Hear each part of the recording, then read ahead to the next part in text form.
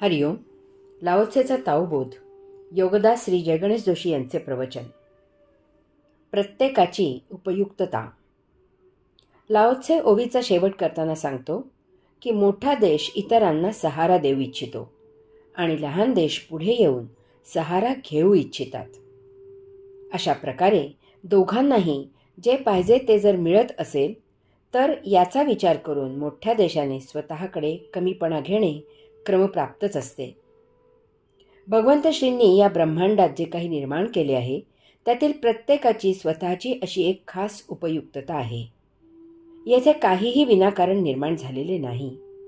प्रत्येक थेंब, प्रत्येक कण, प्रत्येक जीव उपयुक्त आहे.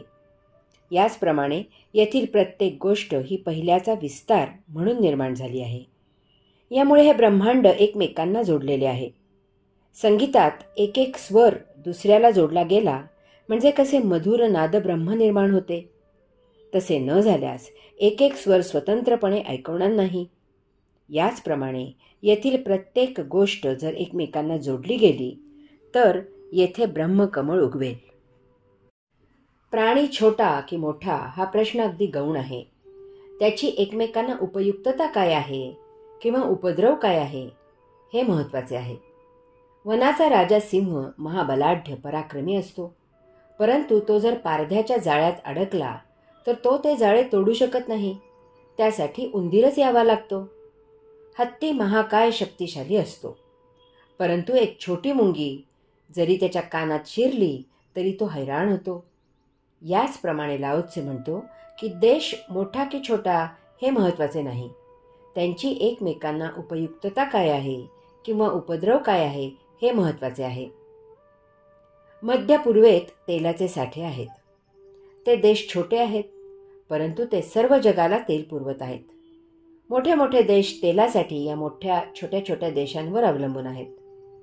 कुवेतवर इराकने हल्ला केला तेव्हा त्यांच्या संरक्षणासाठी अमेरिकेसारख्या मोठा देश धावून आला होता, म्हणून कुवेत वाचला. नाहीतर त्या देशाचे आज काय झाले असते त्याची कल्पनाही करवत नाही. दक्षिण आशियात छोट्या देशांमधून मसाल्यांचे मळे आहेत. भारतात चहाचे मळे आहेत.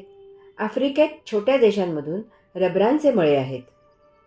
लायबेरिया फार तर रत्नागिरी जिल्हा एवढा छोटा देश आहे, परंतु तेथे जगातील सर्वात मोठा रबराचा मळा आहे. या छोट्या देशांमधून खनिज संपत्ती विपुल आहे. आज जगाला हेच छोटे देश हे सर्व पुरवत आहेत. हे छोटे देश विकसित झालेले नाहीत, मागासलेले आहेत. अत्याधुनिक जगापासून फार दूर आहेत. ती त्यांची ताकदही नाही. त्यांना विकसित करण्यासाठी मोठे देश मदत करत आहेत. तुकाराम महाराजांनी सांगून ठेवले आहे, एकमेका सहाय्य करू अवघे धरू सुपंथ. लाओत्से हेच सांगत आहे. मोठ्या छोट्या देशांचे एकमेकांना सहाय्य होत असेल, त्यात दोघांचाही फायदा होत असेल तर तसे करावे. यासाठी मोठ्या देशांनी स्वतःकडे पालकत्व घेऊन, प्रसंगी कमीपणा घेऊन पुढाकार घ्यावा. The good man's treasure. Tao is the mysterious secret of the universe. The good man's treasure and the bad man's refuge. Beautiful sayings can be sold at the market. Noble conduct can be presented as a gift.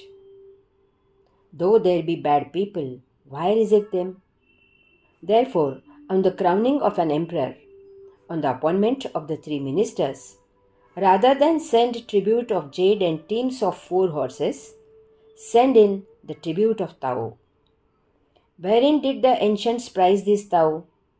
Did they not say, to search for the guilty ones and pardon them? Therefore, Tao is the treasure of the world. सज्जन माणसाचा खजिना.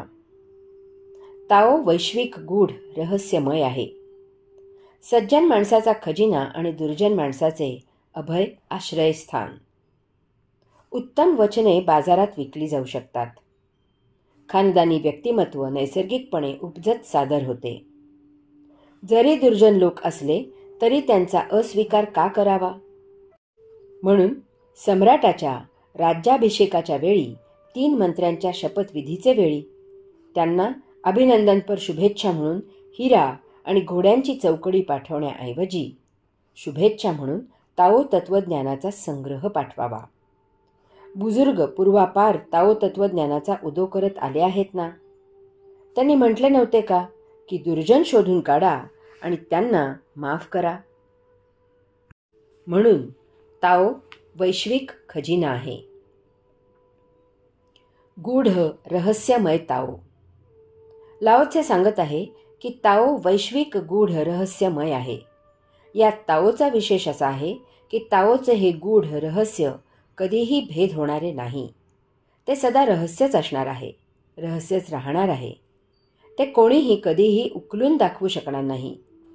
ताओ सदा अनाकलनीय गूढच राहणार आहे. याचे कारण असे आहे की ताओ पूर्णपणे सूक्ष्म आहे. मानवाला जे काही सूक्ष्म म्हणून आज ज्ञात आहे, पुढे भविष्यात मानवाला जे काही सूक्ष्म म्हणून ज्ञात होईल त्यापेक्षाही ताओ सदा सूक्ष्मच असणार आहे. ताओ सूक्ष्महून सूक्ष्म आहे. या विश्वात ताओ इतके सूक्ष्म कधीही काहीही असणार नाही. कारण ताओमध्ये जराही अगदी किंचितही जडत्व नाही. त्यामुळे ताओ कधीही प्रगट होऊ शकत नाही. तो सदा अप्रगटावस्थेतच असणार आहे. मानवाला अतिप्रगल्भ बुद्धी आहे. मानवेतर प्राणी जगताचा विचार केला तर मानवाची बुद्धी ही कल्पना करू शकणार नाही इतकी आहे.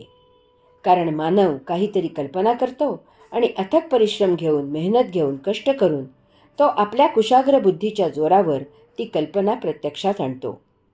यामुळे कल्पना ही कल्पना न राहता ती सत्य होते. वैज्ञानिक असे म्हणतात की आम्हाला या विश्वाचे रहस्य पूर्णपणे उकलायचे आहे. भविष्यामध्ये या विश्वात आम्हाला माहीत नाही असे निश्चितपणे काहीही असणार नाही. विश्वाबद्दल आत्तापर्यंत आम्ही जे काही रहस्य जाणू शकलो, जी काही माहिती आम्ही मिळवू शकलो, ते आमचे आजचे ज्ञान आहे. आम्हाला हे मान्य आहे की अजून बरेच काही आम्हाला माहीत नाही असे या विश्वात आहे. आज ते आमचे अज्ञान आहे. परंतु आम्ही भविष्यात आत्ता जे आम्हाला माहीत नाही ते नक्की माहीत करून घेऊ. पिढ्यानपिढ्या भरपूर मेहनत घेऊ, अथक कष्ट करू, परंतु सध्याच्या त्या अज्ञानाचे ज्ञानात रूपांतर करू. आजचे अज्ञान उद्याचे ज्ञान असणार आहे. परंतु वैज्ञानिकांचा हा दावा कधीही सत्यात उतरणार नाही. ते अशक्य आहे.